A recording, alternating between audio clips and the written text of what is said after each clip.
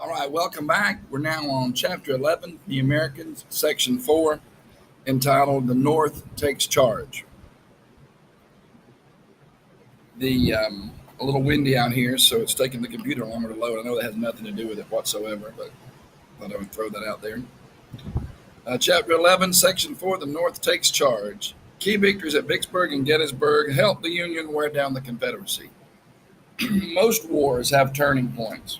A lot of people say the war in the Napoleonic Wars was the Battle of Moscow. I think you can also say probably the turning point of the U.S. Civil War was either Gettysburg or Vicksburg, and they happened at about the same time, one in the West and one in the East.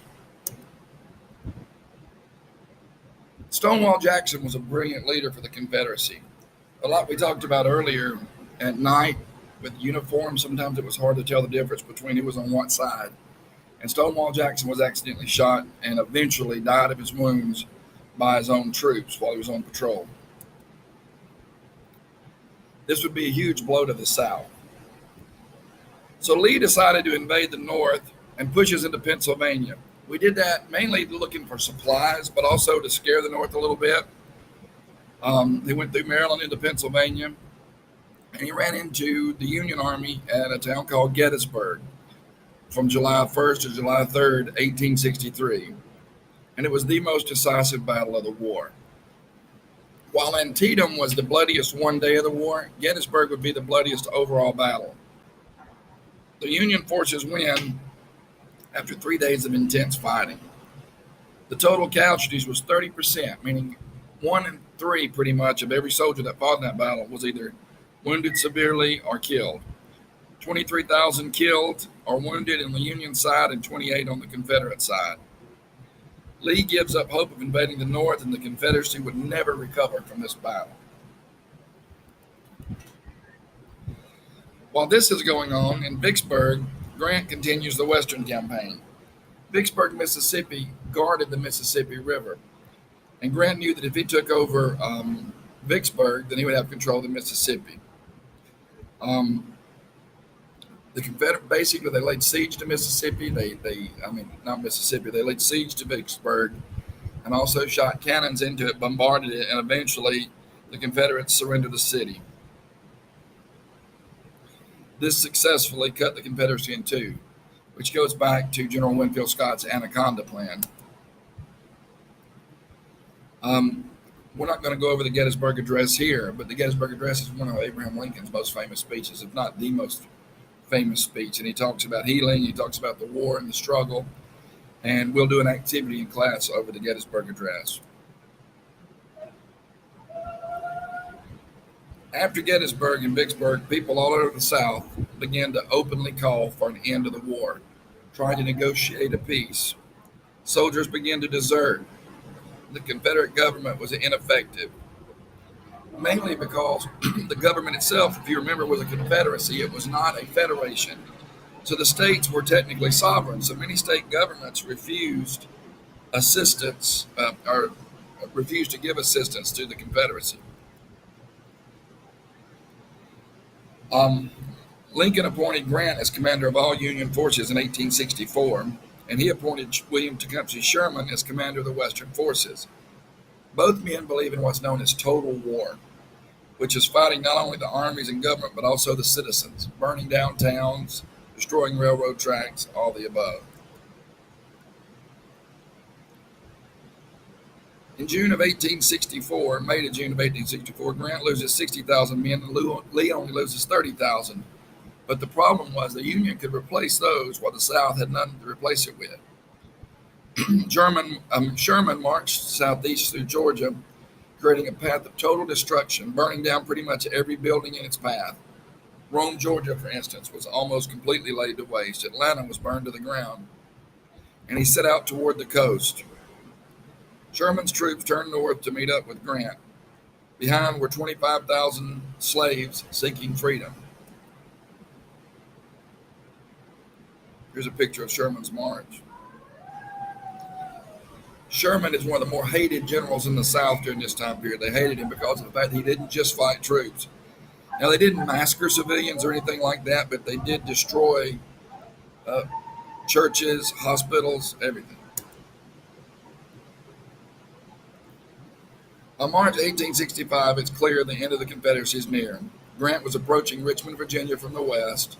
Sherman was approaching Richmond from the south, and the Union can replace all the troops that are being lost while the South cannot. President Jefferson Davis and his government leave the capital. Lee and Grant meet to arrange Confederate surrender and courthouse in the Virginia village of Appomattox Courthouse. The actual slide says Appomattox. The name of the town was Appomattox Courthouse. We need to make sure that's accurate. April the 9th, 1865, the Civil War ends. I had the privilege of going to Appomattox when I was in the 4th or 5th grade, Appomattox Courthouse. It's really a neat situation where you see how they kept that house steady. And also, it's important to note that Grant treated the Confederates with dignity. He allowed Lee arrived in full dress uniform. They had a sit down with basically like two leaders of armies, not a rebellion gone bad. And Lee and Grant allowed the soldiers not to be taken prisoner. This was technically not the end of the war. There were some other troops still out there fighting, but most would eventually lay down their arms. The last section is Section 5, the legacy of the war. The Civil War, of course, settled the long-standing disputes over states' rights and slavery. From this point on, there would be no doubt that the federal government was in charge and that slavery was illegal.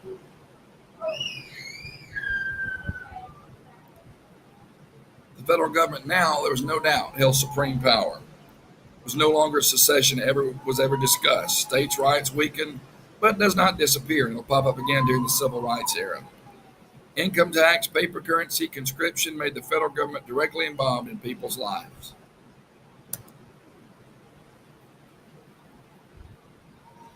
After the war, especially in the North, industry increased and a national railroad system was built. The South was a devastated landscape, and so it's going to be a little bit different in the South, and they're going to go through Reconstruction, which we'll talk about next chapter. But the National Bank Act sets up a series of federal banks. Northern industry increased, and large-scale agriculture begins. The war destroyed the Southern slave-based economy, and Sherman's march wiped out the economic potential for decades. So basically, the South is going to be dependent for 20 or 30 years. There was a great human cost to the war. Over 360,000 Union soldiers versus 275,000 Confederate soldiers died. Over 500,000. Also, close to 500,000 were wounded as well. 2.4 million men served in the war. Lives were disrupted. Unions and the Confederacy spent $3.3 total billion, twice what the government had spent the previous 80 years. War debt and veterans' pensions consumed federal budget for decades, and this is going to be huge. The Southern war debt would never be paid. It was part of the conditions for them to return to the Union was that they would have to basically bankrupt on their debt. The Emancipation Proclamation had only freed slavery in the states that seceded. What about the border states where slavery was still legal? Well, the 13th Amendment passed, and the 13th Amendment basically said that slavery was no longer in existence. Neither slavery nor voluntary servitude, except as a punishment for crime wherein the penalty shall have been duly convicted, shall exist within the United States. The movie Lincoln basically bases itself upon his fight to get the 13th Amendment passed. On April 14, 1865, 4 days after Lee surrendered, Lincoln and his wife went to Ford's Theater in Washington to see a comedy play called Our American Cousin. John Wilkes Booth was a 26-year-old actor and Southern sympathizer, shot Lincoln in the back of the head and jumps from the balcony to the stage. He breaks his leg and shouts, Sic semper tyrannis, which means death to tyrants. This is supposedly what Brutus said when he stabbed Caesar. The South has been avenged. Booth escapes the theater and is caught by Union troops in a Virginia barn and shot. Lincoln's funeral train travels for 14 days from D.C. to his hometown in Springfield, Illinois. 7 million people view the funeral procession.